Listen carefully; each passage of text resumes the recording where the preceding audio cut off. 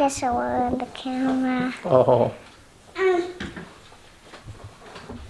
But it's not in it no more. No. You want banana bread yet? I want coffee more. First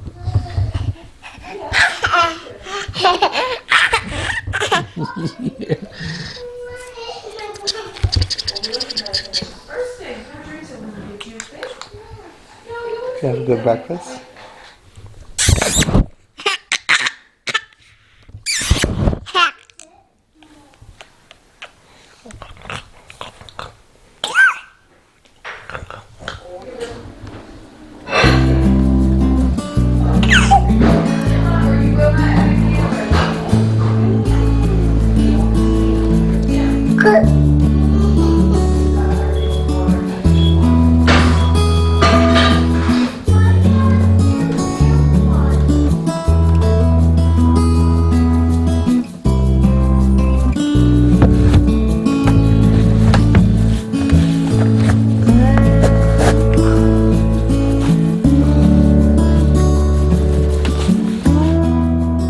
Nice not having too serious of a commute to work. Just gotta walk in. These are a batch of knives that I heat treated last night. I have 4 bake apples here. So I'm hoping to get scales on those today. I have a Tuckamore. I have an enlarged bake apple. I've made a few of these. Let's just compare size here. And then something interesting here. Here is a filleting knife that I am working on in 1/16 stock, and this is a challenge in terms of heat treat.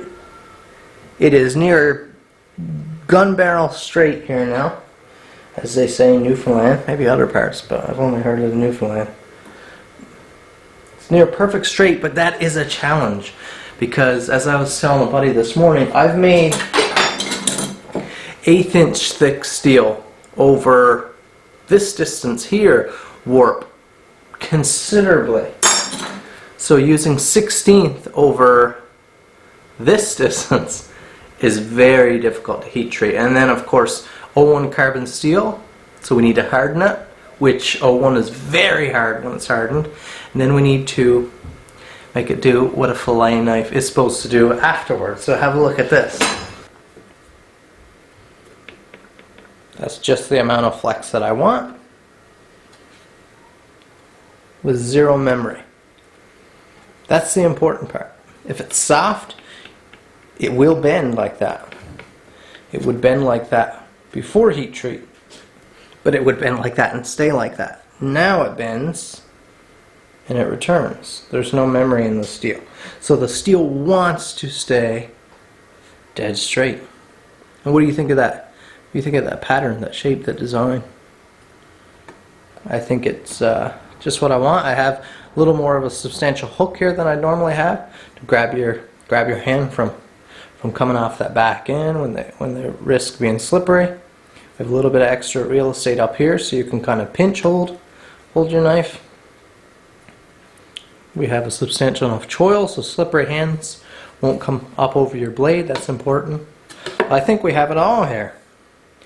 Notice that most of the grinding on this knife is going to be finish grinding because didn't want to carve it down very thin before heat treat because that would make it ever more difficult for us. So this is one beautiful hardened and tempered billet of 01 here now, and we'll grind this down. This is already 16 thick, so we do not need to do too much grinding. I think I'm going to do just a nice, probably like a medium flat there.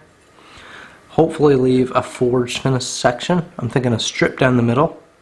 Let's play with this and see what we can do. But look at that heat treat. Oh, love that. Love that. Awesome. Listen to that. Can you hear that ring?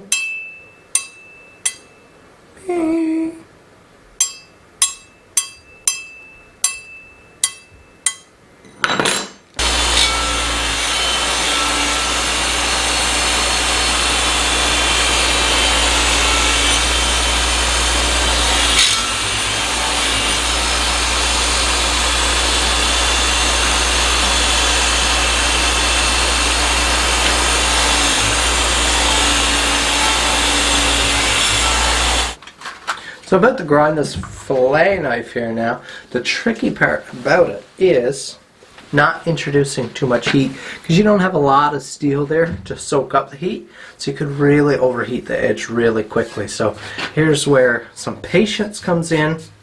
A lot of patience, taking your time, a lot of skill. You don't want to be driving too much heat. You should know at what speeds. Here's where the variable frequency drive comes in on the grinder here as well. But some experience in knowing where your heat is going to be, what it's going to take to grind this in. So I'll just turn on low speed, track it, and then I'll bring it up to speed.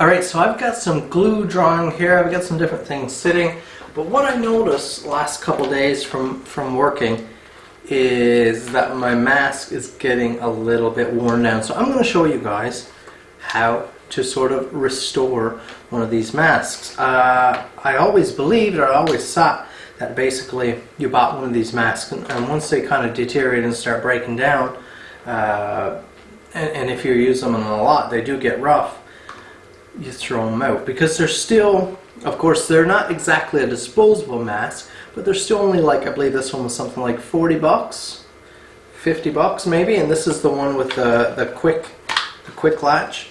But they do not need to be thrown away. They can be brought back to completely brand new. And how I figured that out was I was using a previous mask, which is right here, and used it and changed the filters and changed the filters and changed the filters until eventually it just felt too worn down. So I went and bought this new one, and I said, since this one's garbage anyways, I'm going to go ahead and take it all apart, see what it's made of, and see if I can do anything with it. And sure enough, all the components can easily break down. So I'm going to show you right now how to go about that. And just as a little side note here, something I thought about, these, well, not these masks, but masks are now mandatory here in Newfoundland in public buildings because of the, you know what, I can't say it because I'll get demonetized, but despite how I feel about that on principle, the fact I've heard so many people say that they can't wear a mask, these little paper masks, I just think it's silly. I don't have anything here, but it's basically like holding your hand up here. That they offer no resistance to air. The sides are wide open. Some people, I've been hearing people say they can't breathe in them and stuff. They're a little warm inside, and I don't enjoy wearing them, but it doesn't restrict your breathing, not at all. So that's just a little side note. I spend most of my days in one of these respirators, which aren't hard to breathe in. They're very comfortable. They do take a little getting used to, but those little like paper, the blue paper masks, offer no restriction to your breathing whatsoever. So I use P100 filters. These pink ones, 2097. These are P100s. That's the number they're known for, though, this badge right here. And that is the particulate rating. Now, do your research and know what is suitable for your work, but I'm going to replace these because they've been in there for a while. Not sure. Not sure if you can see that cloud of dust that just came out of there, but we'll replace those. So let's open up these straps. Notice the moisture down here. That is one of the biggest problems I see with wearing these masks for prolonged periods of time without restoring them, is you build up a lot of moisture inside, and of course you take it off in the evening and that sits there, and you just don't want that over a long period of time. I'm sure it's not the healthiest for you. This one lets you actually remove that whole front strap assembly, which is really nice, but check out in there. It's almost, well, yeah, I guess it is pits of rust. Probably metal, flecks of metal from grinding. Metal dust has gone down in there, and the moisture from my breathing has caused that to rust, so we're going to want to clean that. Notice, basically, these masks are full of like diaphragms that only let air move one way. But look at the filth on this. This is something you've probably never been taught to look at, but take your mask apart once in a while and have a look. Notice around here. Notice the crud and rust. And this was cleaned not that long ago, but if you're spending a lot of time in a mask, they do get like that. Now every mask is a little different. This one has one diaphragm right here, which I would imagine pull off. I've never seen one not pull off. Looks like it has, yeah, these little plugs here. Be gentle, you don't want to tear them, but see these little plugs? Every one I've seen comes apart like this. And there's the inside that basically goes right against my airway. So it's worth considering. And then inside, all of them, from what I've seen, have this sort of flimsy diaphragm in here, which just pulls right off. There's just sort of a little keeper in there.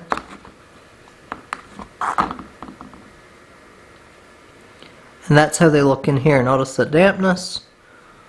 The dampness is not all bad. It's probably good for grabbing onto dust and stuff, but you want to clean that out. Now I have it here, so I'm going to use a little bit of compressed air inside first, on the outside as well. Now what I use is rubbing alcohol, lots and lots of rubbing alcohol. Q-tips are really great because there are a lot of little crevices and folds in these, and you'll need some Q-tips. Maybe if you had some rubbing alcohol in a spray bottle, that would help. I don't have one of those here. So I'm going to be using some shop towels and some Q-tips. We're going to be cleaning this mask down. It's a brand new bottle. Pour some out in the cap. It'll help with the Q-tips. And just get to work. So I'm just going to soak down a shop towel, wash down all the outside of it. Even though having the outside squeaky clean is not going to be a big issue, because the first time you grind, of course, that's going to be dirty again, but I still like that feeling of clean. One of the things I notice about the breakdown of the masks is smell inside. So it'll start to not smell fresh when you put the mask on. And you do sweat a lot inside these masks too. They build a lot of moisture, so a lot of condensation. I clean the face contact well with alcohol. that whole rim that seals in your face. Clean that up, because after a while you do get dirt in there. Sweat. Different things like that. And you just don't want to keep putting that back on your skin. Now I have rough cleaned the outside. I haven't gotten into all those crevices yet. I'll do that later. But now what I'll do is rough clean the inside. And I'll take a shop towel or a rag or whatever you have. Soak it well in alcohol. And you can't really turn these inside out. So the best thing I've found is just to get your hand back in there and just scrub all the way inside that seam. It's hard to show you guys, but look at the dirt that I'm picking out of, and that is not dirt from face contact or anything like that. That is dirt from up inside the crevices. So that's just resting dirt inside the mask. So now that that's done, I'll start getting a little bit more picky. You have these two diaphragms that sit on flaps inside the mask, and they rest on a surface. So when you breathe in, this flap sits on the outside. Okay? So when you draw in, this rubber will seal against the frame of the mask here. So you can only take air in through these ports right here. Because the diaphragms, or those flaps, are on the inside there. They're check valves, right? A one-way check valve in, a one-way check valve out. So you're breathing out through the front of the mask here. There's no filter here because it's an exhaust port. So you want to clean those faces, those sealed faces where these little rubber flaps can sit and grab nicely. If that's full of particulate, that might build up a space there and hinder the seal. Might allow some fine particulate to seep in. So I'm going to get some Q-tips now and clean right inside those spaces where the mask has to make a seal. So that's some of the dirt there that I'm pulling off where the seals sit. So it's obvious that's pretty dirty. Around here, this is your pathway of air in as it passes through the filter. So you're drawing air through the filter. So make sure you clean this airway pass, because that is direct air that you're breathing. It's passing through this little plastic tube. So if there's any particulate there, first off, there shouldn't be, so you'd hope there's not much. And my Q-tips are coming out clean. Just make sure you clean those. Again, these could be thrown right in like an alcohol solution or a light bleach solution.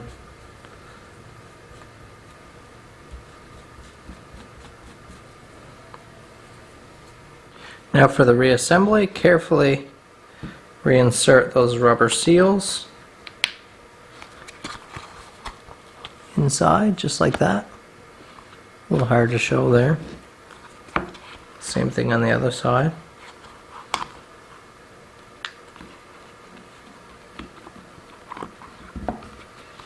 And that front seal, nice and clean, look at that. So now that you have those seal components reassembled, so do a little test here. Close up your filters and make sure no air is coming in through your exhaust port, which is unfiltered.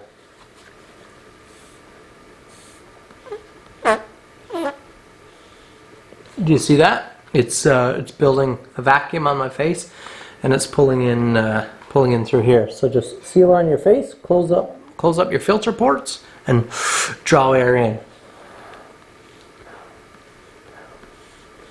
So that means no air is getting in through here. This is a sealed port. We get our new filters on. That's going to be perfect. Brand new set of P1s here. I keep a set sealed in the shop. Right? Beautiful. These are just a twist lock type system. Be careful you don't twist the lock off of them. Just make sure they're nicely lined up. They'll twist on really easily if you have them lined up properly. And look at that. We have a brand new mask here. Brand new. So again, I'll just do a quick check here, make sure all our seals are in place. It's important to be careful with that.